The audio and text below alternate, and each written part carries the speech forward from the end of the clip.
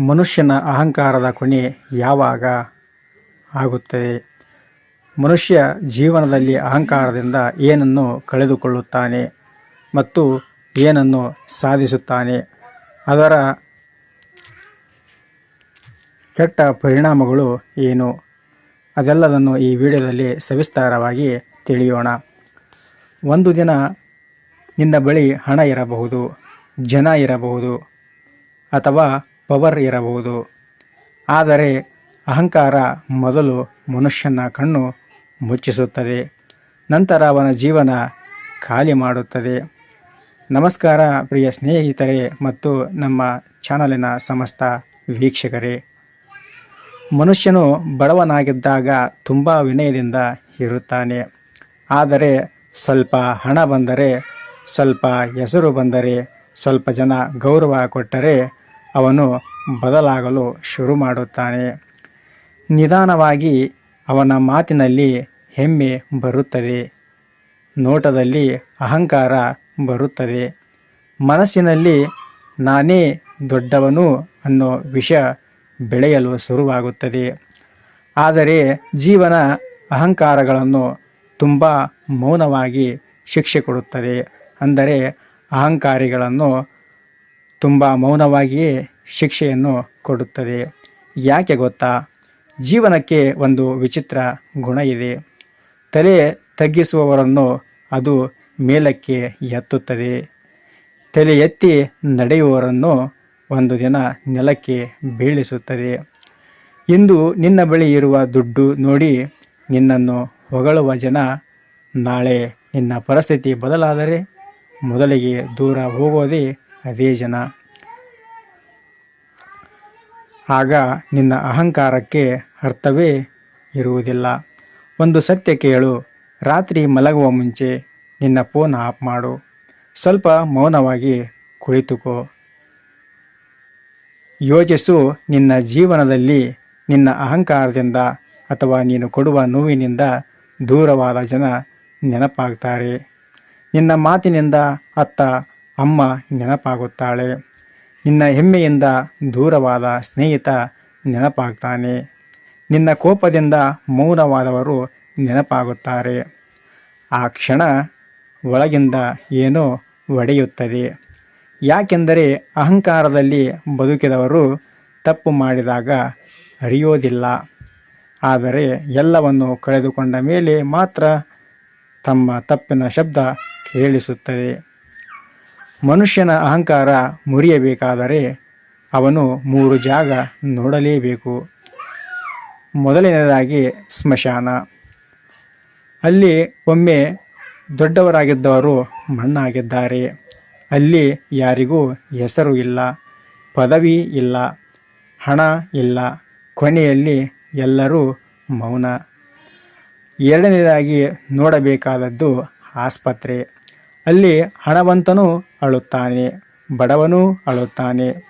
ಉಸಿರಿಗಾಗಿ ಹೋರಾಡುವ ಕ್ಷಣದಲ್ಲಿ ಅಹಂಕಾರ ಯಾರನ್ನೂ ಉಳಿಸುವುದಿಲ್ಲ. ಮೂರನೆಯದಾಗಿ ನೋಡುವುದು ವೃದ್ಧಾಶ್ರಮ. ಒಮ್ಮೆ ಮಕ್ಕಳಿಗಾಗಿ ಜೀವ ಕೊಟ್ಟ ತಂದೆ ತಾಯಿ ಇಂದು ಒಂಟಿಯಾಗಿ ಗೋಡೆಯ ಕಡೆ ನೋಡುತ್ತಾ ಬದುಕುತ್ತಾರೆ. ಯಾಕೆ ಗೊತ್ತಾ? ಮಕ್ಕಳಿಗೆ ಹಣ ಸಿಕ್ಕಿತು, ಆದರೆ ಮನಸ್ಸು ಕಳೆದು ಹೋಯಿತು. ಅಹಂಕಾರ ಮನುಷ್ಯನ ಹೃದಯವನ್ನು ಕಲ್ಲಾಗಿಸುತ್ತದೆ. ಒಮ್ಮೆ ಯೋಚಿಸಿ ನೋಡಿ, ನಿನ್ನ ಬಳಿ ಇರುವ ಸೌಂದರ್ಯ ಒಂದು ದಿನ ಮಸುಕಾಗುತ್ತದೆ. ನಿನ್ನ ಯೌವನ ಒಂದು ದಿನ ಮುಗಿಯುತ್ತದೆ. ನಿನ್ನ ದೇಹದ ಶಕ್ತಿ ಒಂದು ದಿನ ಕೈಬಿಡುತ್ತದೆ. ನಿನ್ನ ಹಣ ಒಂದು ಕ್ಷಣದಲ್ಲಿಯೇ ಹೋಗಿಬಿಡಬಹುದು. ಆದರೆ ನೀನು ಕೊಟ್ಟ ಪ್ರೀತಿ, ನೀನು ಮಾಡಿದ ಒಳ್ಳೆಯತನ ಜನರ ಹೃದಯದಲ್ಲಿ ಸದಾ ಉಳಿಯುತ್ತದೆ. ಅಹಂಕಾರ ಇರುವ ಮನುಷ್ಯ ಯಾರನ್ನೂ ಗೌರವಿಸುವುದಿಲ್ಲ. ಅವನು ಭಾವಿಸುತ್ತಾನೆ, ನಾನಿಲ್ಲದೆ ಏನೂ ಇಲ್ಲ, ನನ್ನಿಂದಲೇ ಎಲ್ಲ ಎಂದು ಅವನು ಯೋಚಿಸುತ್ತಾನೆ.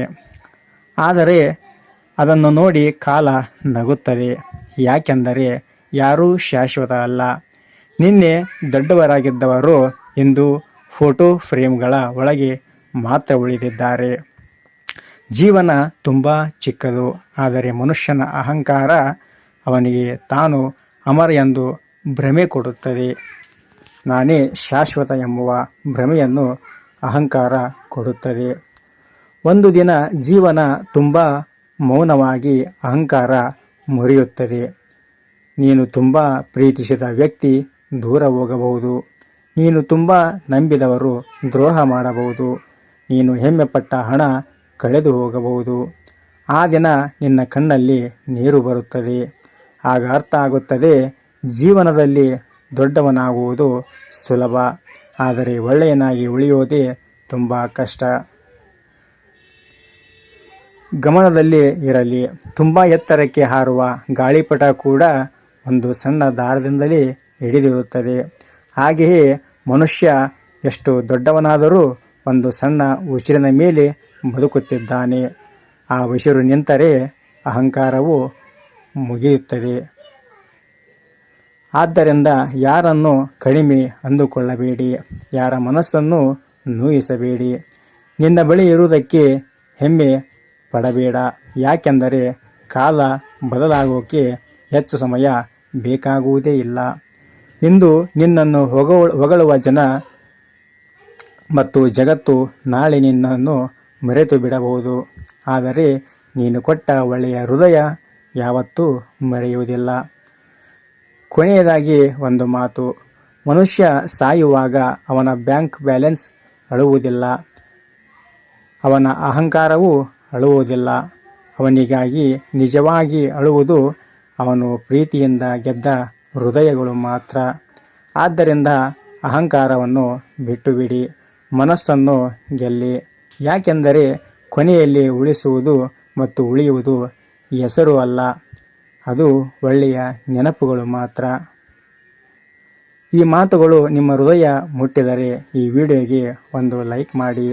ನಿಮ್ಮ ಜೀವನದಲ್ಲಿ ಅಹಂಕಾರದಿಂದ ದೂರವಾದ ವ್ಯಕ್ತಿಗಳು ಯಾರಾದರೂ ಇದ್ದರೆ ಈ ವಿಡಿಯೋ ಅವರಿಗೆ ಶೇರ್ ಮಾಡಿ. ಮತ್ತು ಅಹಂಕಾರ ಜೀವನ ನಾಶ ಮಾಡುತ್ತದೆ ಅನ್ನೋದು ಸತ್ಯ ಅನಿಸಿದರೆ ಕಾಮೆಂಟ್ನಲ್ಲಿ ನಿಮ್ಮ ಅನಿಸಿಕೆಗಳನ್ನು ಹಾಕಿ. ಇಂತಹ ಮನ ಮುಟ್ಟುವ ಸತ್ಯವಾದ ವಿಡಿಯೋಗಳಿಗಾಗಿ ನಮ್ಮ ಈ ಚಾನಲನ್ನು ಸಬ್ಸ್ಕ್ರೈಬ್ ಮಾಡಿಕೊಳ್ಳಿ ಎಂದು ಹೇಳುತ್ತಾ, ಸರ್ವೇ ಜನ ಸುಖಿನೋ ಭವಂತು, ಸಮಸ್ತ ಸನ್ಮಂಗಳಾನಿ ಭವಂತು. ಧನ್ಯವಾದಗಳು ಪ್ರಿಯ ಸ್ನೇಹಿತರೆ ಮತ್ತು ನಮ್ಮ ಸಮಸ್ತ ವೀಕ್ಷಕರೇ. ಮುಂದಿನ ವಿಡಿಯೋದಲ್ಲಿ ಮತ್ತೊಂದು ವಿಷಯದೊಂದಿಗೆ ಮತ್ತೆ ಭೇಟಿಯಾಗೋಣ. ವಂದನೆಗಳು.